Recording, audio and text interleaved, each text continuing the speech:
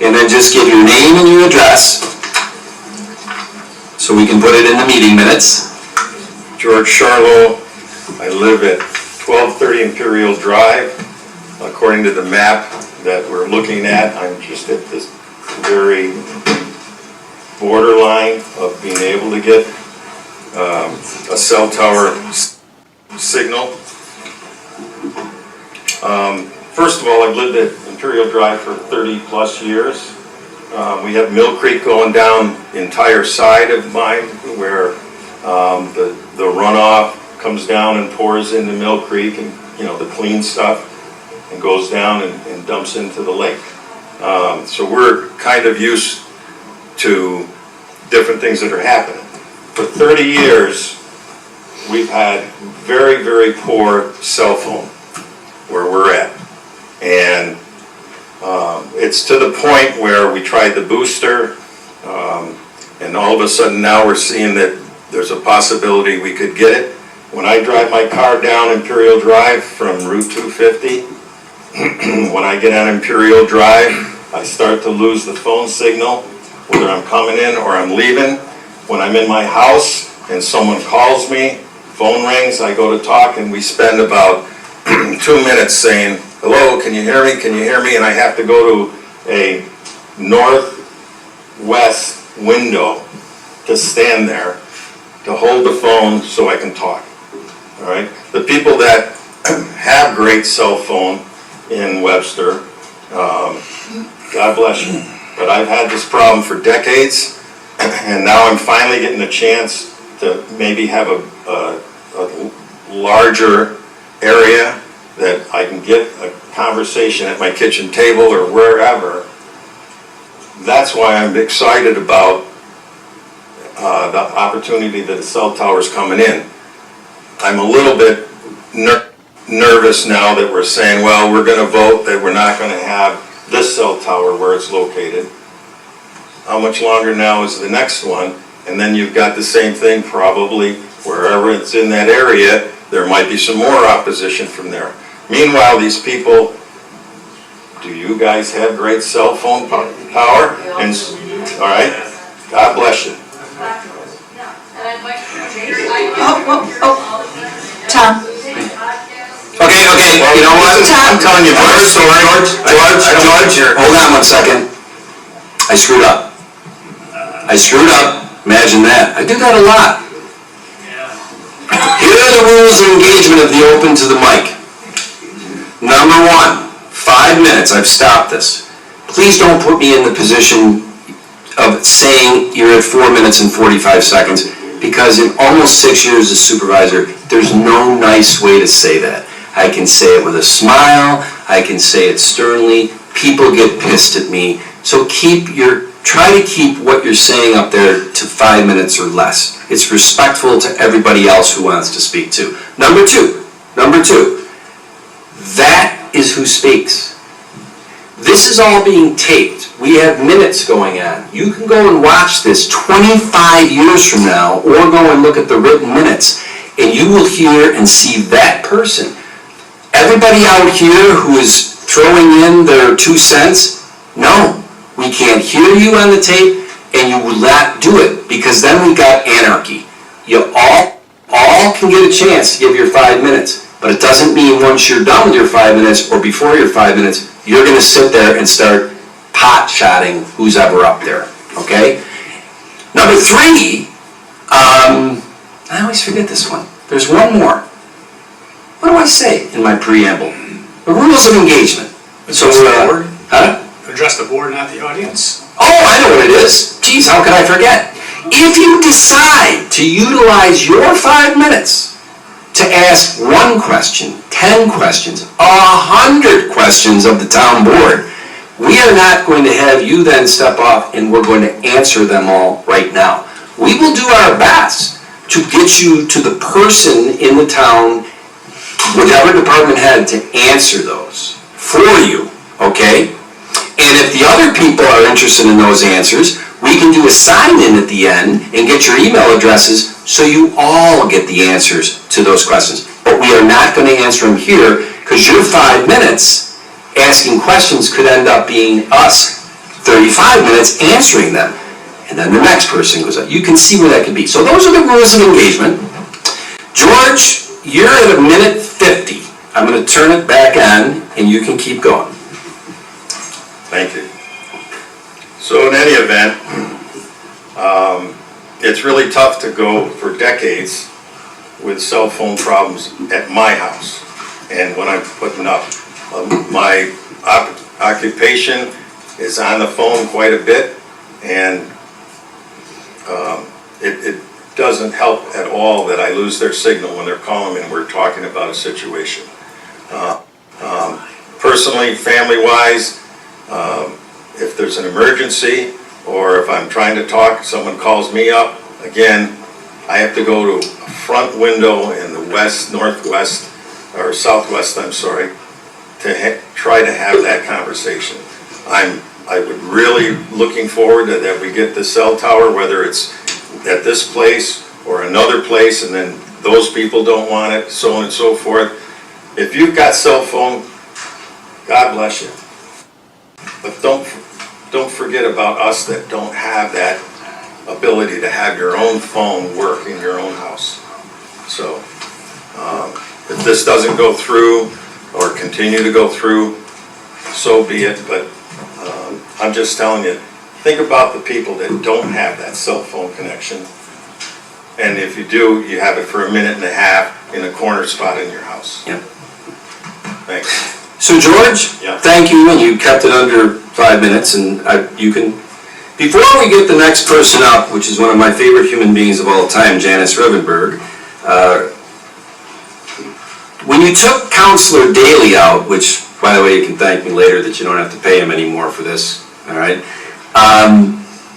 There's 23 people that signed up to speak. 12 of the 23 live on Providence or Time. I'm going to tell you this right now. Providence and Time is the new way they build houses. They clear cut everything. They build the house. I was standing on Providence talking to people that live at 1455, Ernie and Marie. And he said, I get great cell phone coverage here. And I said, Ernie, of course you do. I said, look down the street. Look due east. 1,000 feet away was Route 250, and I can see cars going by with no problem. There is no buffers, no trees. There are about 80 people that live up on Time and Providence. In this area, there are about 450 houses. The rest of those houses are built the old way in Webster. They didn't clear cut the trees. Like Imperial, like Majestic, like Scandia, like all these places that have these massive trees and they're not getting cell coverage. So I want to concede right now that the Providence and Time people, you don't have a problem because you have nothing. You're a bit higher also because it's about a 20-foot slope down to where this site was proposed, which is moot now because that's not where the tower's going to go. You're picking up coverage across the way, my guess is, from the rec center or from one of the other towers because there's nothing impeding it. So you're in good shape. But the other 80% of the people that live in that area, they do have bad cell service. So just wanted to let everybody know that as Janice, who lives on Sagebrook Way, is going to come up and talk, unless you don't want to. Okay. One of my favorite human beings. Look at the hat.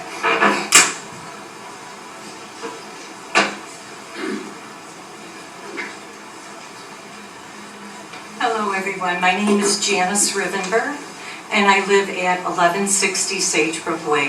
Thank you.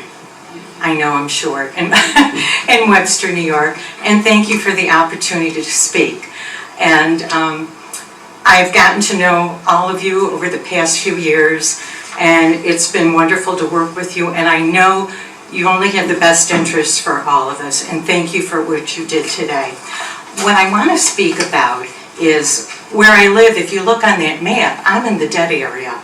And Tom, you've been over to my house, and part of the reason that I got involved in politics was when you spent that hour talking with me when you first went around. So you're the one to blame that I'm up here, okay? It's like your hats. So anyways, in August of 2010, I got my first iPhone 4. Yeah, everything would be dropping. As I moved up into a better one a few years later, I haven't had a dropped call where I live, and you know I have a lot of trees around me. And so I haven't had problems with it. There is another workaround too.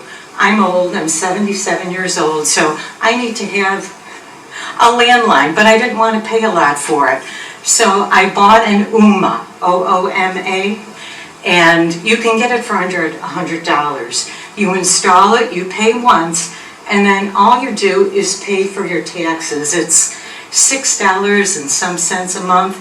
Obviously, Ooma would like to sell you an upgrade, but you don't have to use it. And it works fine. And I use green light, so I've saved a lot of money. So that's my backup, okay? That's my backup. So there always are workarounds. And over the past little over 10 years since I've been retired, I've done a lot of research about the 5G towers. And there's a lot of health issues. And I really don't want to risk my life, my family's life, just to get better cell phone coverage. So that's all that I wanted to say. I feel sorry for the people who don't, but you know what? Get an old landline, get an Ooma for less than $100, you've got it covered. So that's all I wanted to say, and thank you so much, guys. Thank you, Janice. All right, Tim Clayback. In light of the negative vote, police want to come to. Okay. Sue LaRosa. Jim Baker. Oh, okay. All right. Rick Starossi, he never met a microphone that he couldn't, of course he's gonna get up there. How much, anybody wanna make bets that I'll be saying 445? I hope not. All right, Rick. Can you hear me? Sure can. I want to make sure everybody can hear you guys, because sometimes you can't. Oh. Drinks, anybody? Okay, my name is Rick Starossi. I live at 1491 Providence Drive. I've been a Webster resident for 20 years now. I just want to touch on 4 points. I'll try to be brief. The first point is health concerns. Symptoms include headaches, sleep deprivation, DNA damage near towers, and some studies recommend, and I got some documents to pass out to the board if you're interested, that back these studies up. They recommend a 200-meter buffer. That means they don't want anybody going outside when they're within that range. Other symptoms: RF sickness, cancer risk, biomedical effects near base stations. That's from an environmental research, volume 214, part 2, done in 2022. DNA damage, stress, cancer risk, prolonged exposure. This is done by the International Journal for Multidisciplinary Research, volume 6, issue 2, 2024. European Parliament report. RFR frequencies from 450 megahertz to 6,000 megahertz. Carcinogenic, impacts male fertility and fetal development. Everyone that was for the cell tower, the folks from Verizon for one, they say that the radiation emitted from the cell towers is safe. It's within the FCC regulations, safety guidelines. Of course, this conclusion is based on the FCC regulations that were written in 1996. And I can tell you, because I'm in the electronics business for 40-something years, the power of a cell tower in today's world is at least 100 times more powerful than a cell tower in 1996. All right? The American Academy of Pediatrics continues to urge the FCC to update their wireless safety limits. They're working on it, but Congress moves very slowly. I'm very glad that the board moved quickly on this one particular one. Another point, reduction in home values. 500 feet to 4,500 feet show up to 7.5% reduction in sale prices. This is from Hale and Beck, 2019 at Savannah, Georgia, and Bond in 2007 in Florida, and in another study in Montgomery, Maryland in 2022. The other thing is, no one wants to look out their window, even the guy that wants to get his cell coverage, no one wants to look at a cell tower. We live in Webster, it's a beautiful area, we want to keep it that way. Webster needs to, in order to put these cell towers in, Webster would need to approve certain, or make some variances to certain ordinances.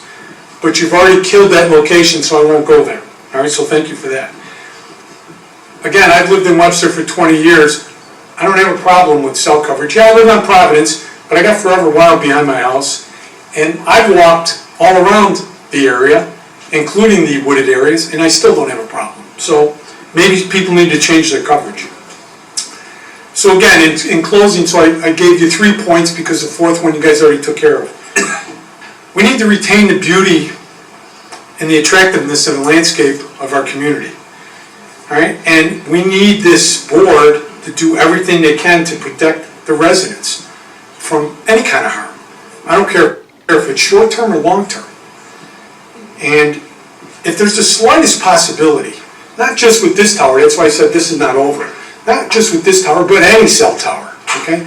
We don't want to jeopardize our children, our grandchildren, and their children, all right? So let's be careful.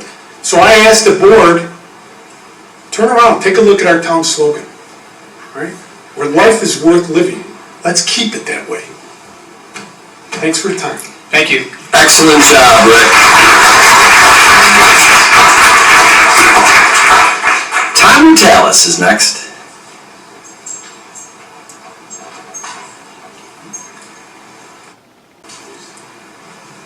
So my name's Tom Bertalis. I live 1187 Scandia Drive on the back end of Imperial. So actually, this is the first time I had seen some of these layouts with the cell tower and the areas with the dead spot. In your supervisor's corner, so they've been looking at this since January of 2022. Okay, and then about 18 to 24 months ago, they identified the site that was proposed. And when we talked just last week, it almost looked like you were saying, hey, if it isn't this, you're not going to like what is going to come up, that being it's going to go on private land. So do you know what privately owned locations Verizon or the town would be So considered? look at Tom. Remember I said if you ask questions, we're not going to, you know what, I'll take the You can bait. take all Because line, yeah. all you got to do is take a look at what I just handed out to you all, and look at that circle, and it's going in there. And they're going to go out, and I mean, you can go and look at this, it's all public information. It's either going to be on someone's half-acre property with a house, which I don't think they would do that, but there are some 3 to 5 acre parcels over there that if the owner of that parcel is like, yeah, I'll take the rent money, then that's where it's going to go. And anywhere in that circle, move it around. And I'm going to tell you, most likely, there are going to be more people that are going to see it. Okay, but your number, you said you probably about 10 times the number of. I would say move it around, and Tom, you're talking about a conversation we had at your house, and this is my opinion, all right?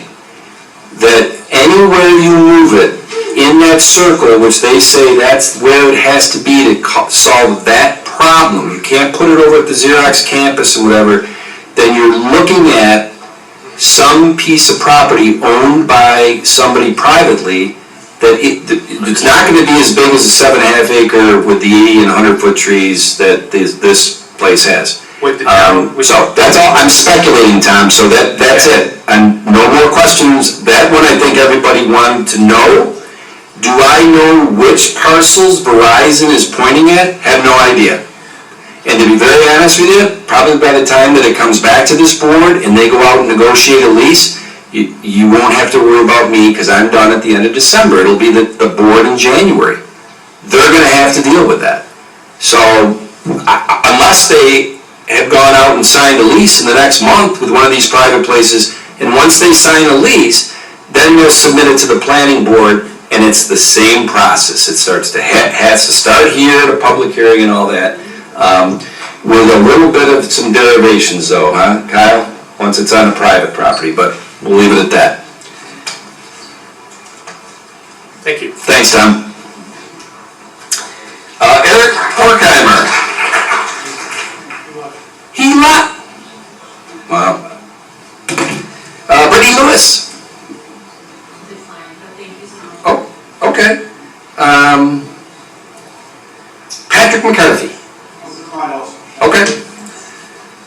Alex Sheldon. Oh.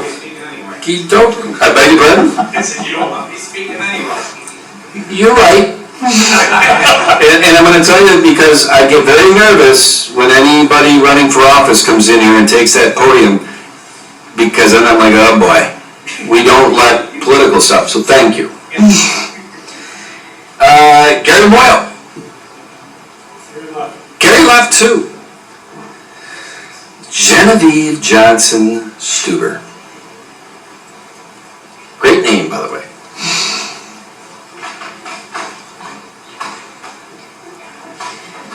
This is the Hotel California, Janice. You will never leave. Good evening. I'm Dr. Genevieve Johnson Stuber. I live at 1200 Imperial Drive, and I certainly appreciate the time to share some thoughts. The things that I have felt most concerned about with this is the feeling that I was having trouble getting the information I wanted. First of all, I would like to make sure that we're able to get an environmental impact study any place that we are going to get a cell tower placed. So one of the things that struck me most about this proposed land is that to get a cell tower in there, how much do they have to cut down trees, damage land to get things up? And maybe that's available somewhere. I've been starting here fairly recently, but I want to be able to find that and see that for any additional cell tower that gets proposed. And what are the alternative sites, which they've touched on a little bit.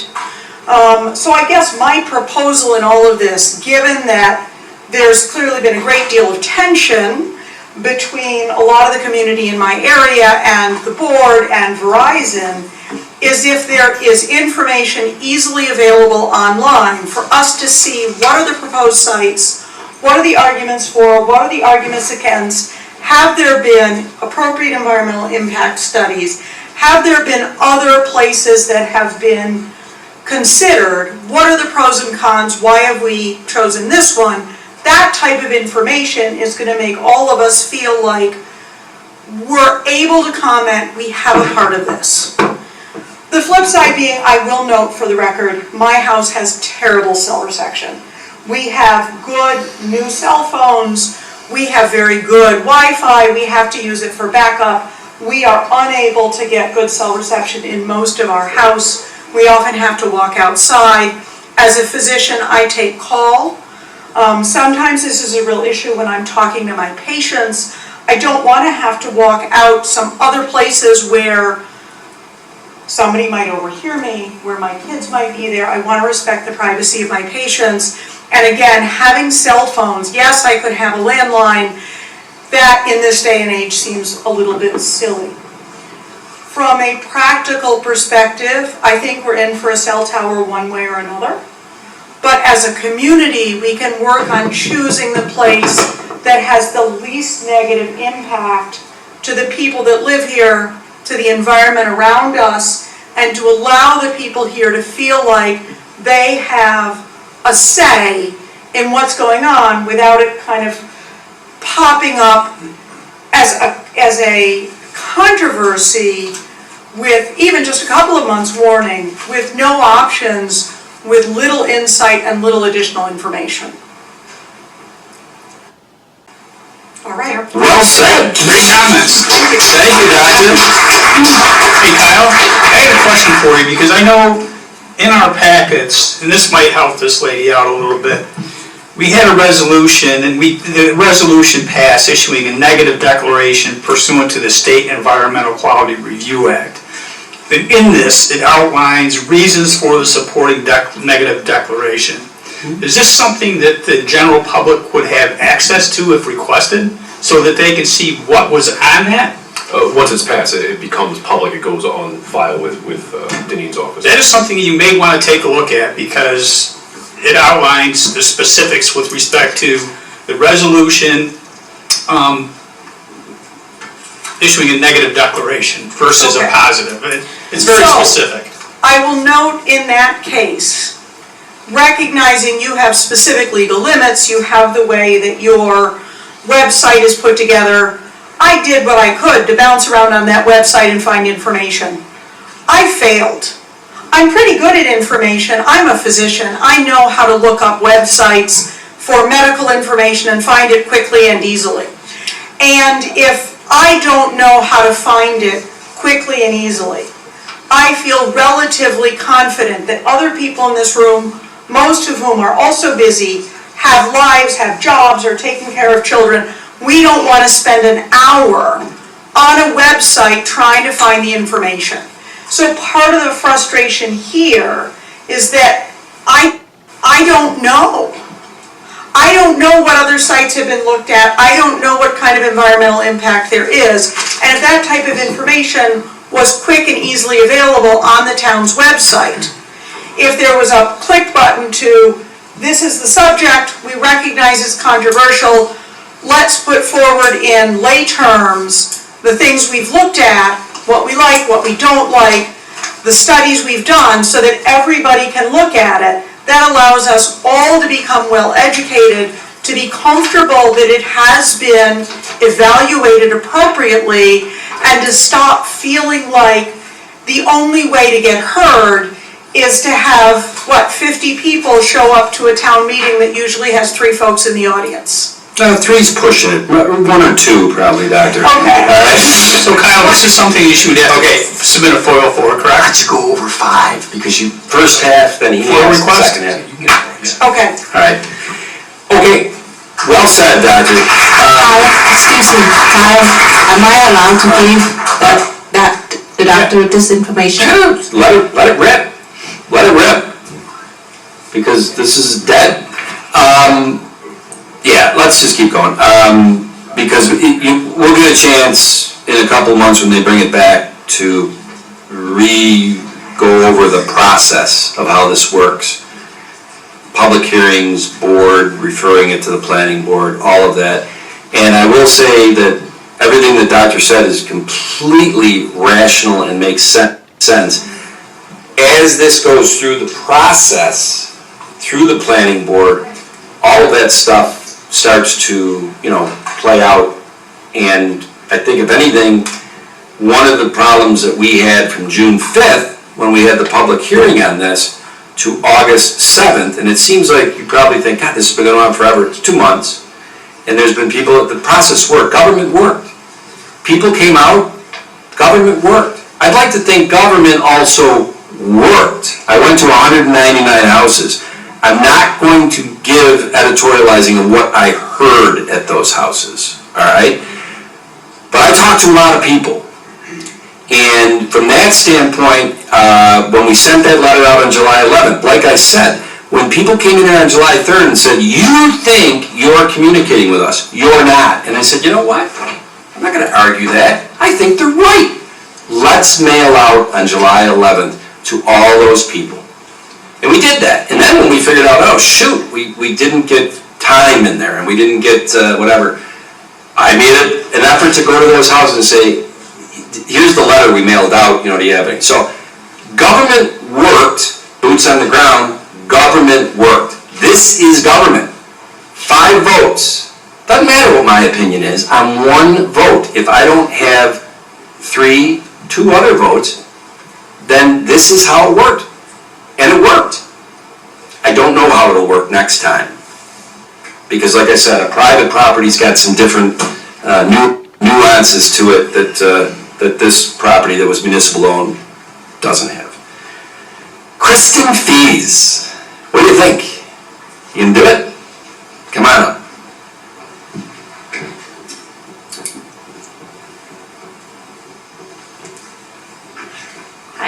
So yeah, I'm Kristen Fees. I live at 1487 Providence Drive. Can everybody hear me? Okay, Kristen Fees. I live at 1487 Providence Drive. As the supervisor pointed out, I did just move in about a month ago with my family, and we wanted to make this our forever home. Hopefully it can still be that, and now there's hopefully no cell tower right there. So I'll read the speech that I had prepared. So good evening, board members. I write to you, or I'm speaking to you not just as a concerned neighbor, but as a mother, a nurse practitioner, and someone who cares deeply about the health and safety of our community. I live just 1,500 feet from the proposed site of the Verizon cell tower, and at that point I was asking you to reconsider this construction, which you did, and we do thank you very much for hearing us prior to this meeting. I know we've all sent letters, and we thank you. It wasn't just about aesthetics or property values. It was about the very real and long-term impact that this tower could have on our health, our environment, and the future we're building for our children. As a healthcare professional, I've spent years studying evidence-based science, and I've also learned that the absence of consensus is not the same as absence of risk. The FCC guidelines currently used to justify tower placement are nearly 30 years old, which I think some other people have touched on. And they're based on short-term thermal effects, not long-term biological impacts. Since then, we've seen a growing body of peer-reviewed studies suggesting that prolonged exposure to radiofrequency radiation may lead to cellular stress, oxidative damage, DNA damage, and disruptions to sleep, memory, and immune function. While the research is still ongoing and somewhat non-existent at this point, organizations like the American Academy of Pediatrics have already raised red flags, calling for stricter regulations to protect our children, whose developing brains and thinner skulls absorb significantly more radiation than adults, and are very much more impacted by this. So now I'll speak with the lens of environmental impact. The proposed site is not just near my home, it is nearly on top of wetlands and in an EPOD zone. Construction itself would have destroyed habitat, compact soil, and introduced light and noise pollution. Once the tower was operational, there'd be no turning back. The surrounding ecosystem would be permanently altered, and we'd be left dealing with the downstream effects for years to come. As outlined by Attorney Daly, the area is also located in a protected EPOD zone, and even if it were not, we're still in an R1 residential district, which is fairly low on the list of the town's communications law of where these towers should be placed, and that is public knowledge if anybody wants to look that up. It's the town communication code, and you can see where the priorities are of where these sites should be placed. First should be co-location, finding antennas on other towers. Next should be corporate industrial sites. Very low on the list are us and EPODs. So I have a fairly rhetorical question because I know I can't really banter back and forth, but how did this get so far in 3 years? Supervisor, you said 2 months that this has been going on, you know, in whatever you just said before, but in a recent post on your supervisor's site, you said 3 years you've all been looking into this. That's a really long time. How did it get that far? Just let me throw that out there. We live in Webster because we value nature, peace, privacy, and safety.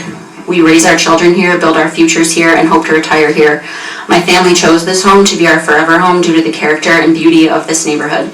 My daughter already loves to play outside with the many, many little children that live in this neighborhood, and they can all be seen enjoying the outdoors nearly around the clock, dawn till dusk. They play in the creek and the woods since it's a designated park space that was donated by the developers of this neighborhood to be used by the neighborhood and the community. Approving this tower doesn't just impact our backyards, it sets a precedent for every neighborhood in this town. There are far safer locations for this infrastructure, such as commercial zones and industrial corridors. Verizon has alternatives, we do not. This is a community decision and we must prioritize people over profit. And I urge you, do not force this project against the will of your constituents and your neighbors. Do not ignore the mounting evidence, and please do not turn your back on the voices of families like mine. Pause, reevaluate, because once that tower goes up, we can't take it back. But right now, you still have a choice, and we really thank you for exercising that choice in our favor. Thank you for your consideration. Thank you. Thank you, Kristen.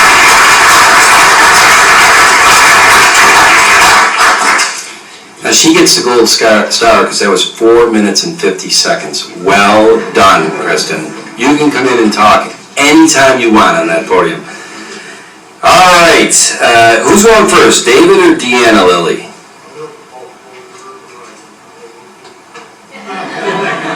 I don't know what he said. I don't either. Huh? Both of you are passing? Yeah. Okay. All right.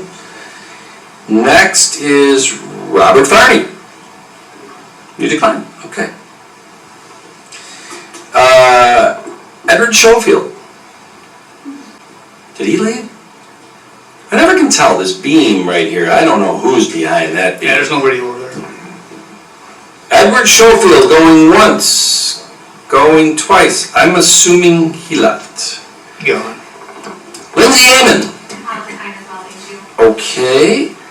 Jeff Anderson. Okay. Jeff Spivak. I'll be glad. I think my neighbors live right next to the house. Okay. Sarah Jenner. I might as well. I think Kristen was understood perfectly. She was pretty darn good, I gotta tell you. And thank you for your. And does Justin feel the same way? No one else. All right. Exercise your rights. Oh, man, your rights. Justin Jenner, 1512 Providence Drive. First of all, thank everybody for coming out and supporting this. I think it's a really good thing to make sure that we rally around as a community. I got to meet a lot of new people, especially Kristen and her family this week, so I think there's a lot of good that came out of this. I had a whole speech prepared. I'm not going to say that. Tom, are you listening? I listened to every word. You have a whole speech prepared, you're not gonna say that. One person talking, right? Okay. That's right. Okay, thank you. He's a smooth You know what? He might get an extra 30 seconds. No, I don't know it. I don't need it. So we got what we wanted today for the most of us. I understand that there's other people that are on Imperial that don't have cell reception. I get that. It's a problem. Understood. You have options though, right? You can get a landline. You can do other things. If you're gonna put a cell tower in this area, we don't have any other option other than to sell our houses, right? We have 4 kids, me and my wife. They're all under the age of 6. There is no concrete evidence that says being next to a cell tower is safe for a prolonged period of time. So anybody that says anything different is wrong. And I know we can't fight the FCC and the state and with all the local laws, but guess what? It's gonna come back and we need to come back harder and stronger than we did tonight. And if that means we gotta go rally Congress or whatever, I don't care, that's what we're gonna do. So, I appreciate everybody, I appreciate you guys hearing me, but the one thing that I know is that the law is supposed to protect our kids. That's what I'm supposed to be doing as a father, and that's what I will continue to do. And I hope that you guys understand that you hold that same privilege in your hands. You're protecting my kids, right? Their welfare. So I get it, I understand there's other laws and above us and things like that, but we need to keep that in mind. Excellent. Thank you. Thank you. Wonderfully said. And I always say, just because, you signed in and Justin was the last one to sign in, if you want to say something you haven't signed in, by all means, jump up there. And we started on June 5th with Rick, and we're going to end on potentially August 7th with Rick. 2 months. Boom. Go for it. My name is Dave Remington. Remington. I live at 1214 Creekside Trail. I was here at the first meeting, and there was probably less than 10 of us at that meeting. And we asked you to put the word out for us, Tom, and you did, and I appreciate that, and I just want to say thank you. I do appreciate that. I appreciate everybody here showing up. I think the second meeting, we had 20 people. The third, we had a pretty full crowd, and tonight we had a lot of people here. And more people wanted to be here, but they're on vacation. And I think the next time, we have to come full force, just like you said. And I think it's going right down, 6 houses down from us. A guy owns about 7 acres, and Verizon will probably approach him. So it's not going away, and we do have to fight.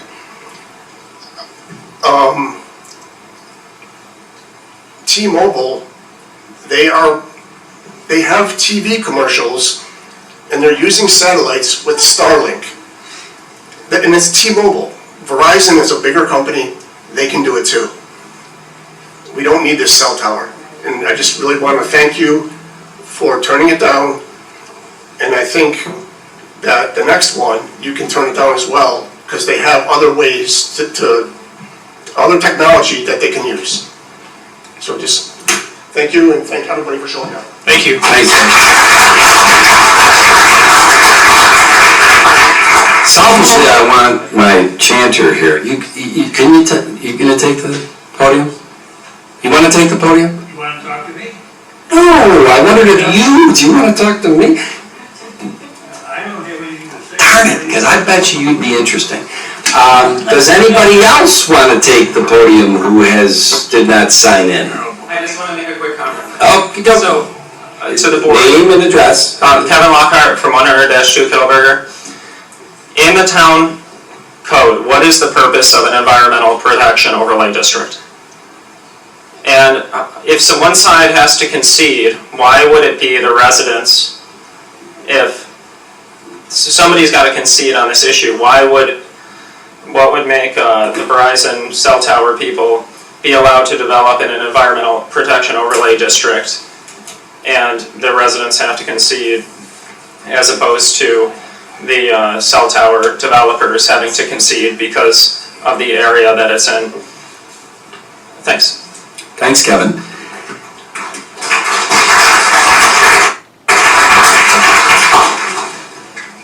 Anybody else? Going once? Going twice? Okay, that portion of the board meeting is complete. And since we don't have any other resolutions, Didn't say 3 times. Teresa Zawacki Chapman, I live on Scenic Circle. And thank you to the board for coming together with us and hearing us. And truly and honestly, I really hope that you continue to support us and other residents that might come forward with other proposed sites close to this area. But I'm just curious, can you answer Kevin's question? Tom? Kevin's question, let's see, I've heard a lot from Kevin lately, so I think what he his just question asked was about the EPOD district? Yeah. Is that what you're saying? Yeah. Counselor, how would you like me to answer that question, since the EPOD maps are from 1979 and we are basically saying that we're not really sure if they have integrity right now and we're working on making sure that they do. That development is not disallowed in an EPOD district. In fact, if you look at those EPOD maps, there's been plenty of development in them over the last 45 years. I'm not saying that's right. Did the town board or did the planning board do enough vetting of those developments to honor the woods and the wetlands and the cliffs? I don't know. But I know this, and I wish, about Councilor Daly, I'm not gonna, we are in the process of making sure that the 2025 version of EPOD districts have integrity, because the 1979 map, which is 46 years old, it has got a lot of flaws. And if you think about it, how do we have a sewer pump station there? Right? So I don't know how to answer that. I do know that the planning board, which this would have gone on to, they have to take a closer look at any development in an EPOD district, because they just have to take a closer look at it. The wetlands and the trees, and they have to be very mindful and thoughtful of that. Right. So that's the best way I can answer that. Yeah, okay. And I do appreciate what Dave said, that I don't know if that's the case. If there's some guy or gal 6 houses down from you that owns 7 acres, it seems like a logical place for Verizon to go and talk to, whether that person would you know, if they're a multi-millionaire, they're probably gonna want a cell tower on my 7 acres. If they're not, who knows what motivates a private person to become a landlord of a cell tower? I don't know.